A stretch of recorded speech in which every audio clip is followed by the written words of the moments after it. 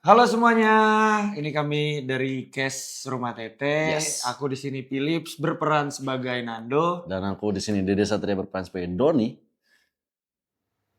Pokoknya jangan lupa, Jangan lupa buat ya, teman-teman. buat teman-teman, Yes. terutama nih anak kosan yang berantau dimanapun, yang jauh dari rumah, kalian semua harus nonton Rumah Tete. 13 Februari. Betul. Apa? Story of Elena Yes. di bioskop kesayangan kalian. Ajak teteh kalian, teman kalian, selingkuhan kalian, FWB kalian, siapapun. Waduh. Ajak. Yang kenalan dari Bumble boleh tuh. Waduh.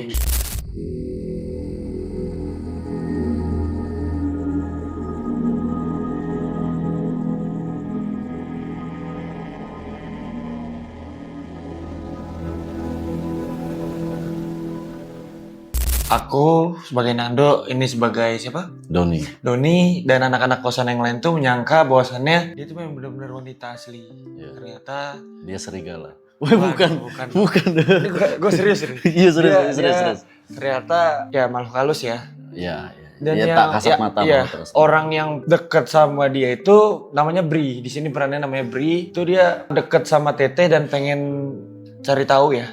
Iya. Kenapa ya di balik senyuman manis Teteh itu ada makna yang tersembunyi. Sesuatu. Ada sesuatu yang si Bri ini pengen pecahkan. Maksudnya pengen cari tahu lah apa gitu. Ya mungkin kalau aku mau nambahin ya, sebenarnya simpelnya adalah kita tuh ada 5-6 anak-anak kos yang notabene kuliah di Bandung, dan anak kosan kan pasti nyari kos-kosan tuh yang murah gitu, yang available, yang dekat juga sama kampus. Iya, walaupun sedikit agak ngeri ya. Iya, rumahnya ya. yang Agak biasa serem.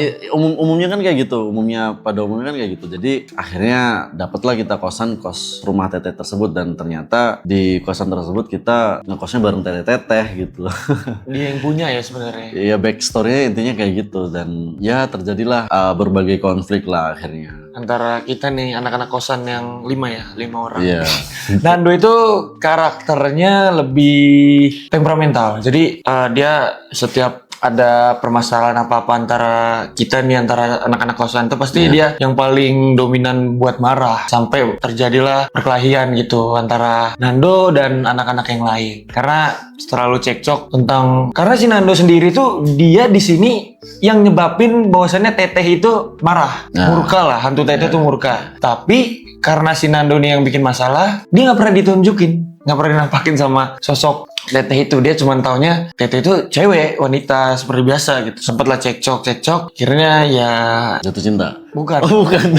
Ini kan Itu mah FTV ya. Bukan. Oh, Pokoknya bukan. Nando tuh dominannya pemarah lah dibanding anak-anak yang lain. Si Irwan juga kayak gitu hampir sama. Cuman lebih dominan si Nando, yang bikin permasalahan dari awal tuh memang si Nando. Iya. Ini Doni. Doni gimana Doni? Ya kalau aku sendiri, Dede Satria berperan sebagai Doni. Doni itu karakter yang paling polos ya. Sebenarnya polos-polos Penakut. bego ya. Polos-polos bego maksudnya. Pelengak-pelengok lah ya. Iya, pelengkap gitu. Maksudnya Doni sendiri tuh orang yang paling penakut dari kelima temannya ini gitu. Karena mungkin memang background si Doni itu yang dari kecil udah sering dihantuin sama hal-hal kayak gitu. Mungkin kayak ngelihat sekelebat, dua kelebat kayak gitu-gitu loh. Dan akhirnya ya ketika ngekos bareng teman-temannya, aku observe-nya sih karakter Doni itu sepenakut itu gitu. Jadi tapi kalau Doni sama Dede sebenarnya dua karakter yang berbeda nih. Karena aku sendiri sebenarnya nggak penakut, maksudnya nggak terlalu penakut dan nggak yang sepolos itu gitu. Nah, gimana caranya kita bikin belief penonton kalau kita ini orang yang polos dan penakut? Nah, itu cukup susah sih aku waktu observe untuk karakter si Doni. Tapi alhamdulillah sih berhasil dibantu. Ini sebenarnya kan cerita tuh di Bandung. Ya. Cuman kita mungkin tim produksi dan orang lokasi itu nggak ngedapetin rumah yang seserem yang dipikirin oleh tim kreatif kan. Sesuai lah. Nggak sesuai ekspektasi di Bandung. Karena ya kita tahu pasti di Bandung juga rumah lama tuh banyak yang udah direnov segala macam. Jadi kita tuh dapetin rumah dan lokasi-lokasi yang persis seperti cerita itu tuh di Cirebon. Dan itu memang benar-benar rumah tua Belanda. rumah Belanda gitu. Dan akamsi situ juga bilang bahwasannya rumah itu memang serem. Tapi ada yang tinggal loh di situ. Ada. Ada yang nempatin. Ada. Cewek, 2 orang ya? Iya, ada. Dan itu cewek yang cucunya kalau nggak salah ya, cucu yang punya rumah itu. Jadi dia yang nempatin. Memang itu serem banget. Iya. Jadi tuh kalau ini kan sekarang udah ada gipsum gitu kan. Ini memang udah plong kayu semua. Iya, masih Kayu semua. masih natural lah ya, Iya, maksudnya ada. belum direnov, belum Nggak ada direnov. Ustaz. Ya. Dan ya kalau rumah lama tuh kan semennya masih keramiknya tuh semen, bukan keramik. Jadi masih ada yang semen-semen yang bolong segala macam. Aura mistisnya juga masih. Lantainya tuh kalau dipijak tuh kayak ngek kayak kedengeran kayak emang Ada bolong ya. ya maksudnya kayu, beneran kayu, nggak pakai tambahan apa gitu loh, ngerti gak sih? Dan satu lagi tuh di situ ada apa? Penjara bawah tanah. Iya, di bawah. Dulunya itu katanya bekas penjara yang kalau kita masuk ke sana tuh kan Pendek kalau banget, kita penjara pendek tuh kan normal aja gitu. Kalau Iya. di rumah itu tuh kayak kita harus gringkuk banget gitu. Iya. Terus kayak Kebayang lah ya, Pengep maksudnya lah, orang-orang harus di- zaman dulu tuh gimana tuh, maksudnya itu penjaranya tuh kalau bisa di bawah kursi ini nih. segini lah. Maksudnya Gini ya. iya maksudnya Buat masuknya tuh cuma segini. kesiksa banget pasti. Orang kalau udah masuk penjara situ kesiksa banget. Itu sih memang angker, beneran angker sih. Kalau aku nambahin ya, maksudnya di rumah Belanda tersebut itu tuh memang auranya, hawanya tuh kalau kita lagi di base camp itu tuh kita nggak ngerasain apa-apa, kayak normal-normal aja. Tapi kalau misalnya kita ada di set itu tuh memang hawanya rada creepy, rada panas gitu loh. Maksudnya panasnya tuh panasnya tuh bukan panas keringetan Bukan atau udara gerah, ya. bukan. Tapi kayak misalnya nih, saya nggak punya masalah sama masnya nih. Tiba-tiba kayak ada selek gitu loh, salah paham or something like that gitu. Misalnya ada orang lighting sama orang PU misalnya. Awalnya bercanda-bercanda, tiba-tiba kok jadi kayak Berantem. beneran kayak gitu. Maksudnya panasnya Lebih itu ke kayak hawanya gitu. sih. Hawanya Apa? kayak iya. Bukan udara ya, hawa. Tapi Hati. udah balik ke base camp atau lagi makan, break makan gitu, cair kok, nggak ada masalah. Balik sebenarnya. normal lagi.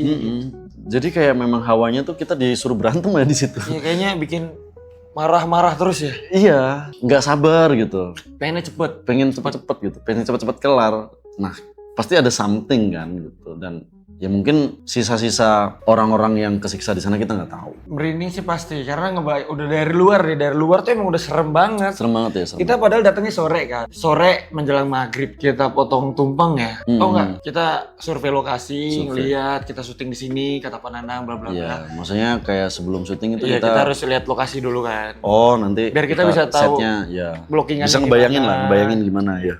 Memang udah serem sih dari luar, kita tangganya itu emang udah serem. Tangga yang terus banyak pohon-pohon yang di pot gede-gede gitu, kayak percaya nggak percaya sih aku yakin ada itu.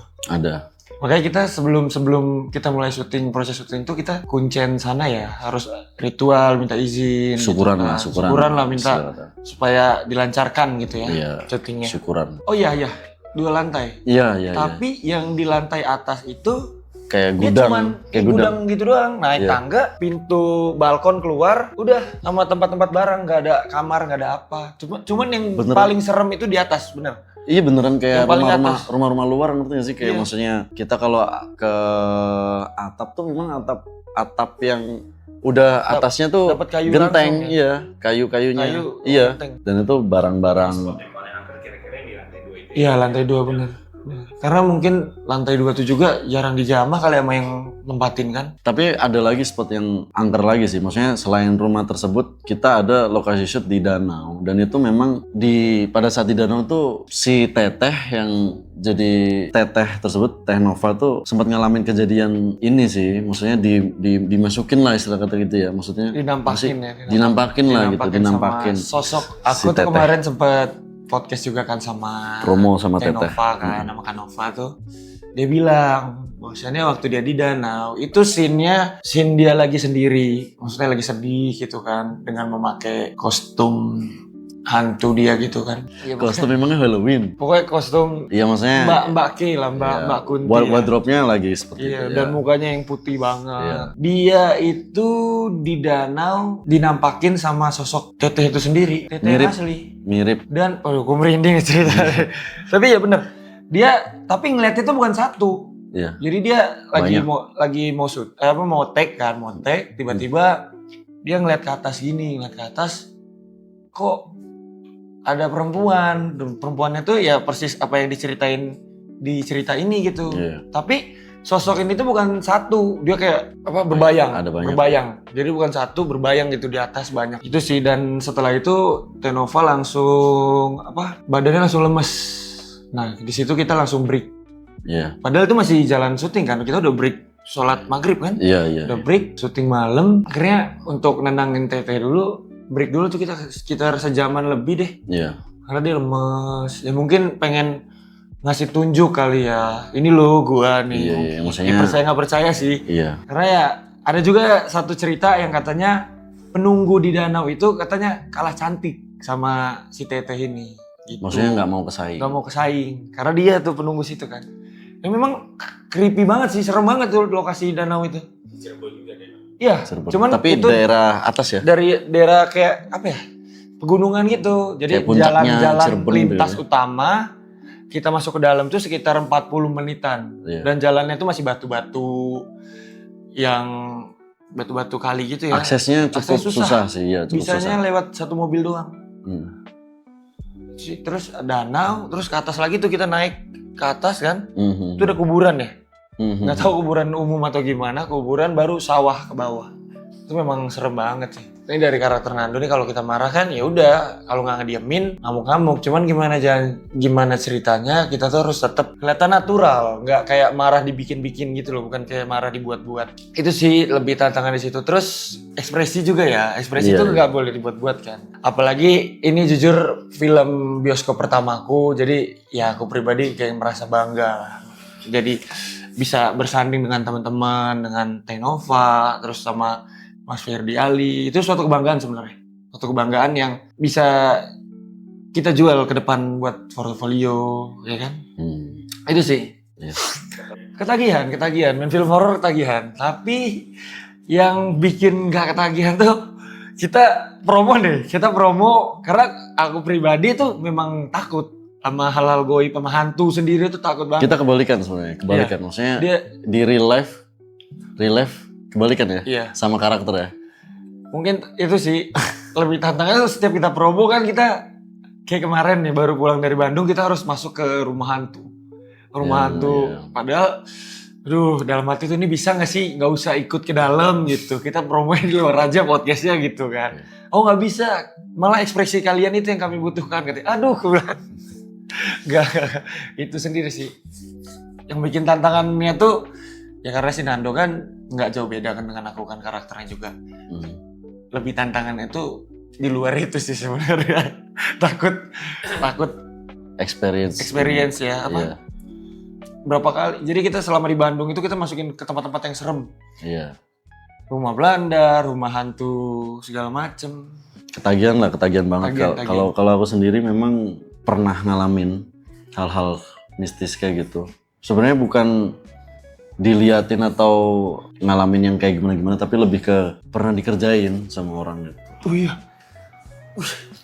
Biasa aja dong ujungnya. Takut banget. Bener-bener pernah di santet. Guna-guna ya? Guna-guna.